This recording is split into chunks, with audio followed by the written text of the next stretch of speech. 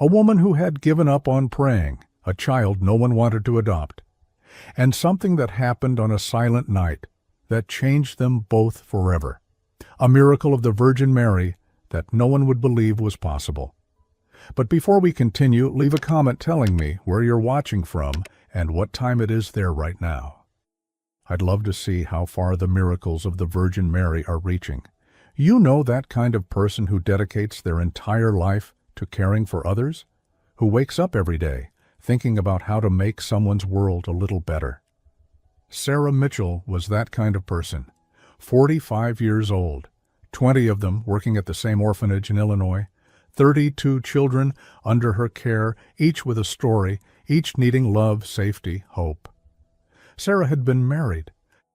Michael, her husband, was a history teacher. They had plans, travel through Europe, retire together, grow old hand in hand. But 3 years ago, on a rainy October afternoon, a car ran a red light, and Sarah found herself alone. She had been Catholic, devout, went to Mass every Sunday, prayed before bed. But after Michael passed, something broke. It wasn't that she stopped believing in God, it was that she stopped wanting to talk to Him. The image of the Virgin Mary still hung on the wall of her small office, but Sarah no longer looked at it.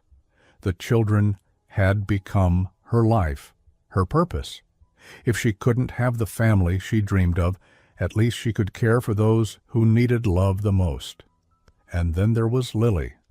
Lily was 7 years old, brown hair, always a little messy, eyes that seemed too big for her small face, a shy smile that rarely appeared. Lily had been at the orphanage since she was 4. Her mother had tried to raise her alone, but couldn't handle the girl's condition. She dropped her off one Saturday morning and never came back. Lily had seizures twice, sometimes 3 times a week. She took medication every day, but it only helped partially. The seizures continued, and because of that, no one wanted to adopt her. Sarah had seen it happen 8 times before. A couple would come to visit the orphanage. They'd show interest in Lily. The girl was sweet, polite, intelligent. But when Sarah explained about the epilepsy, the couples changed their minds. In September 2023, a couple from Dallas came to visit. They were young, well-intentioned, and eager to adopt. They spent the whole afternoon playing with Lily. The little girl was glowing.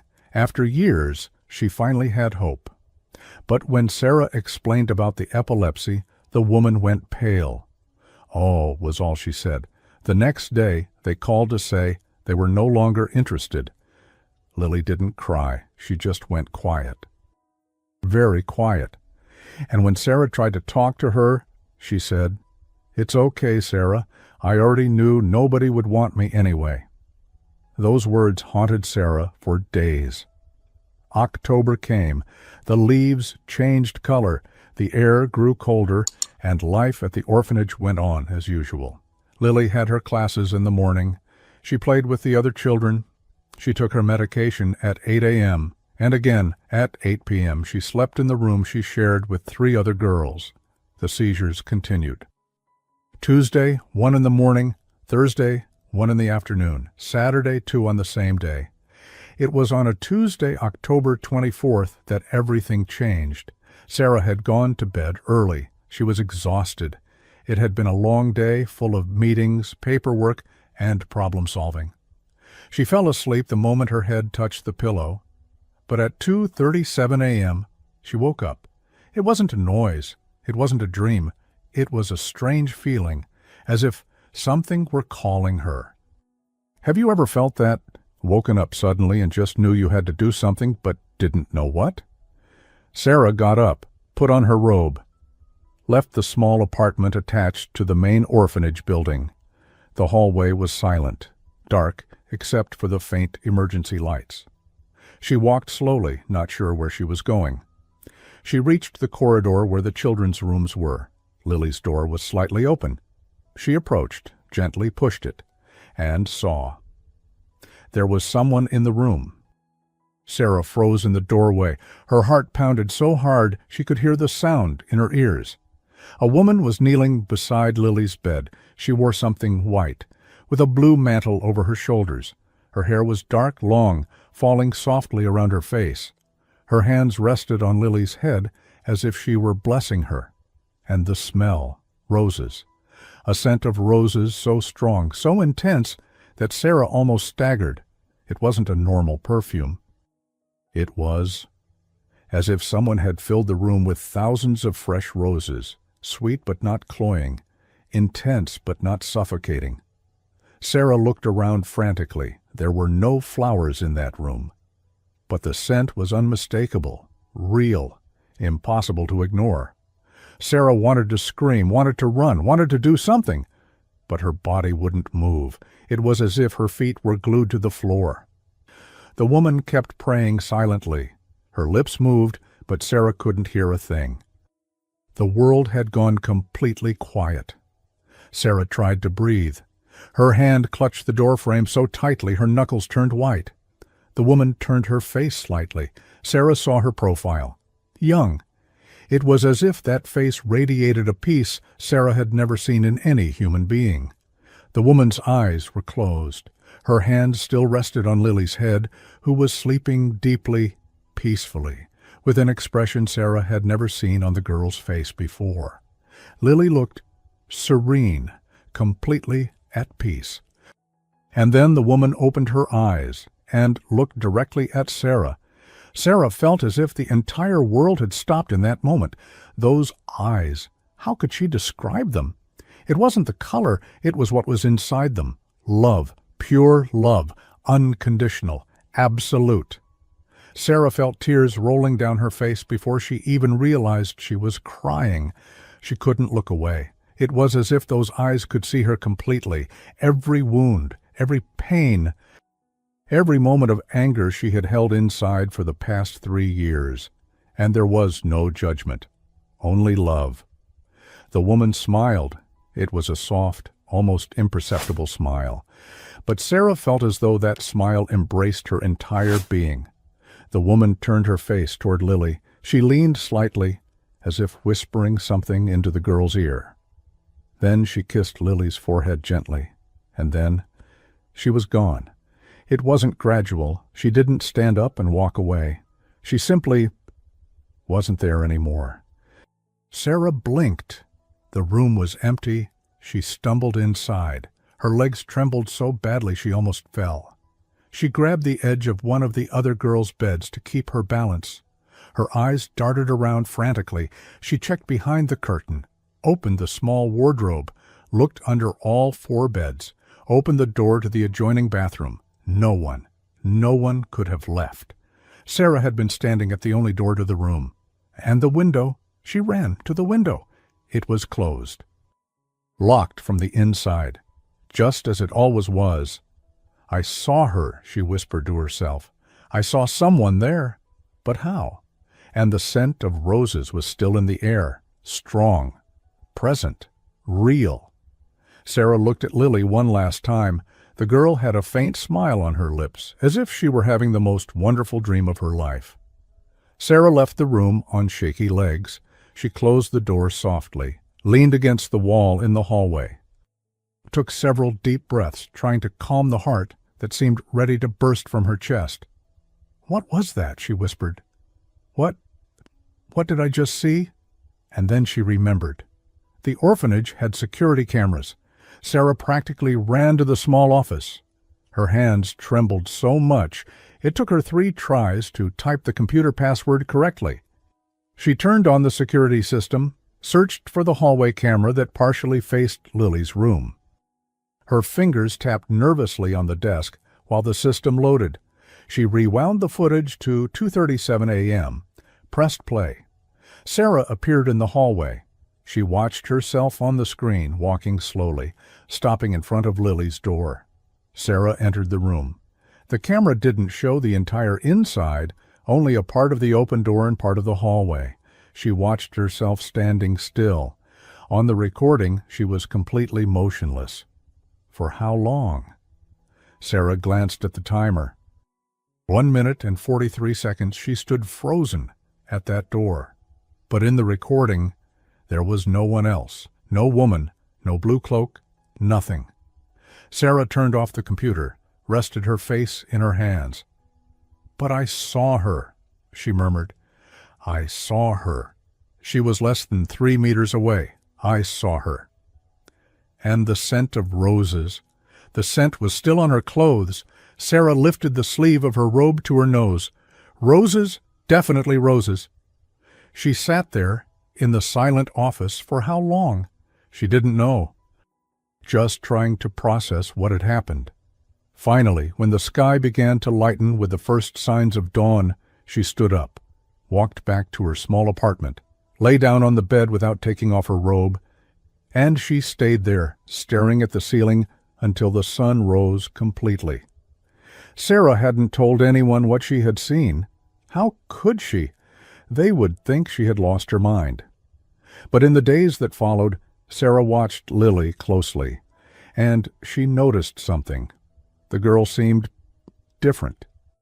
Sarah knew Lily. She knew every expression on that little face, every change in mood, and there was something lighter about her now, a spark in her eyes that hadn't been there before, a serenity that was new, and the seizures.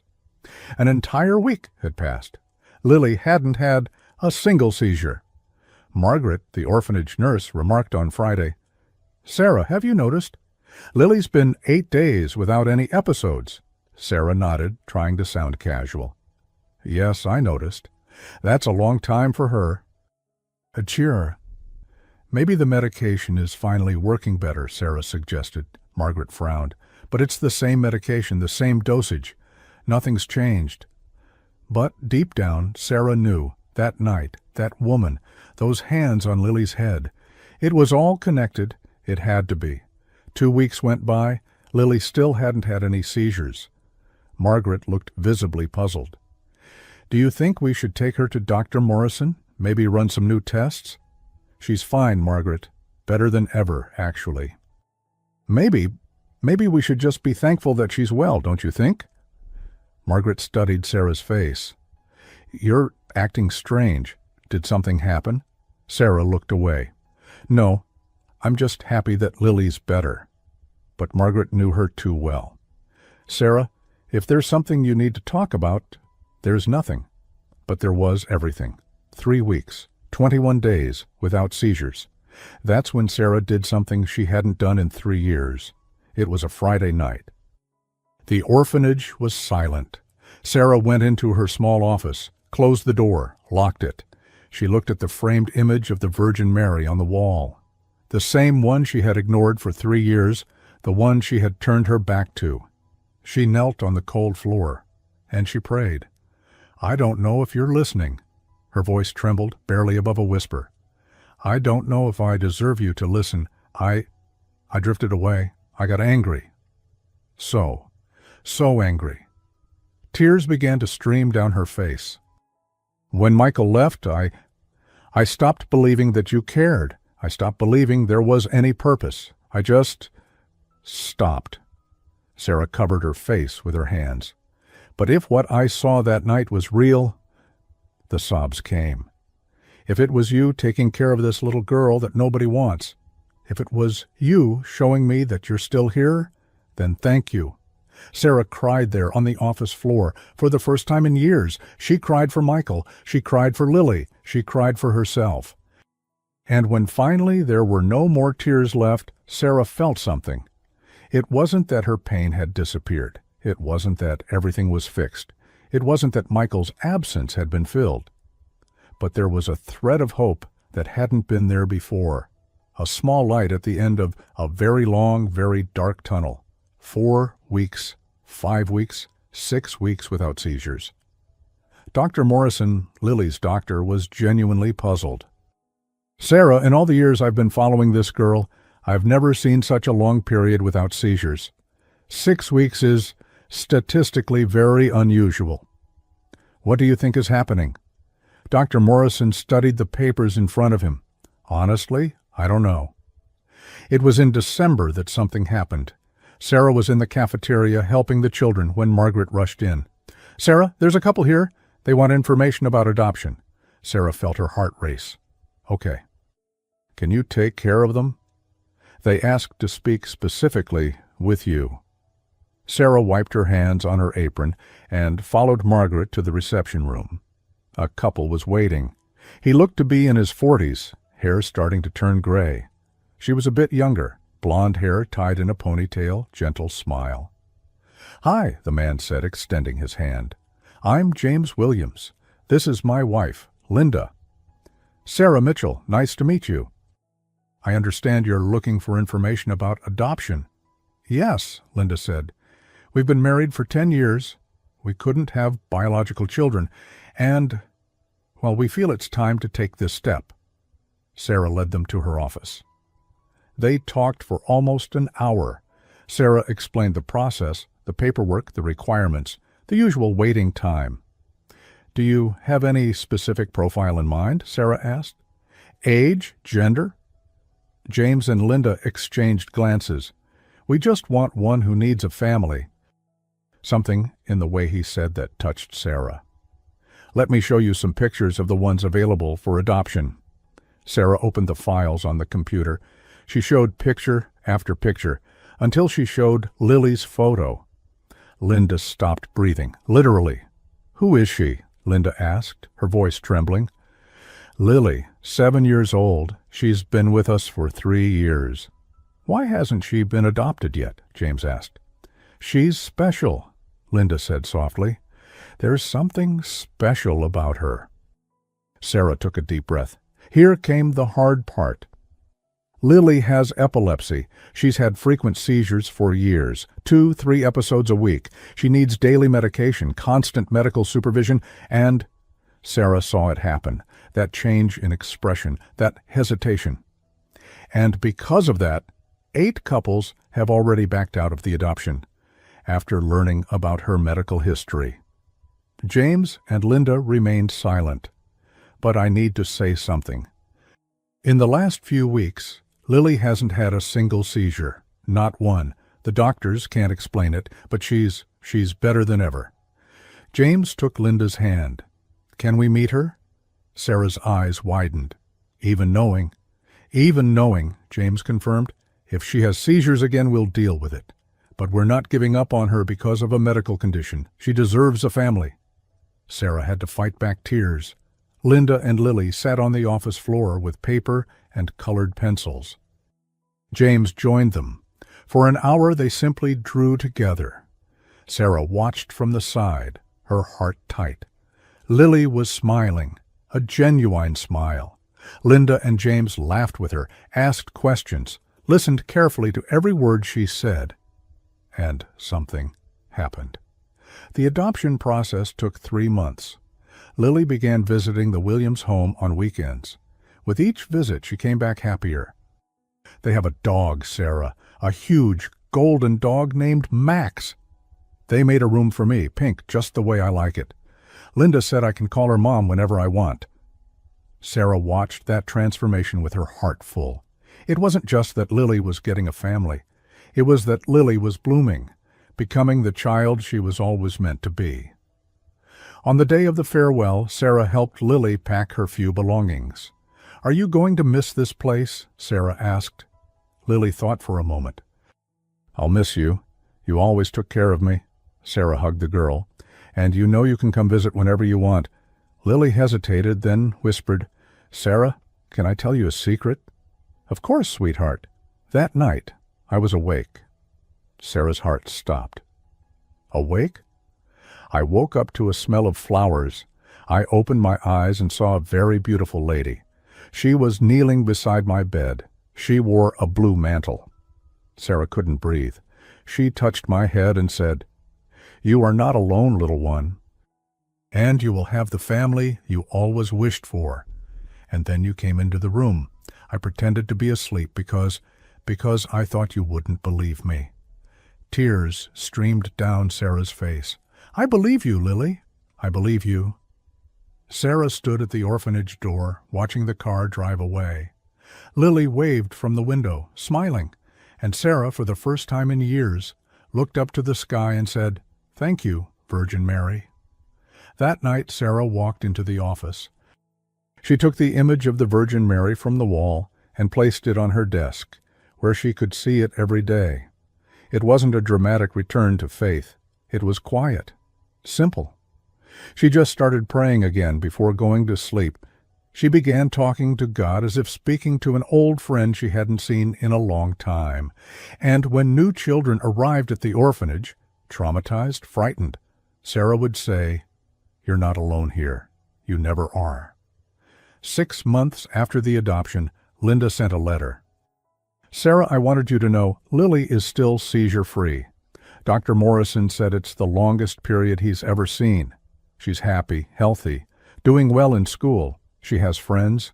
She plays with Max every day, and every night before bed, she prays for the lady in the blue cloak and for you."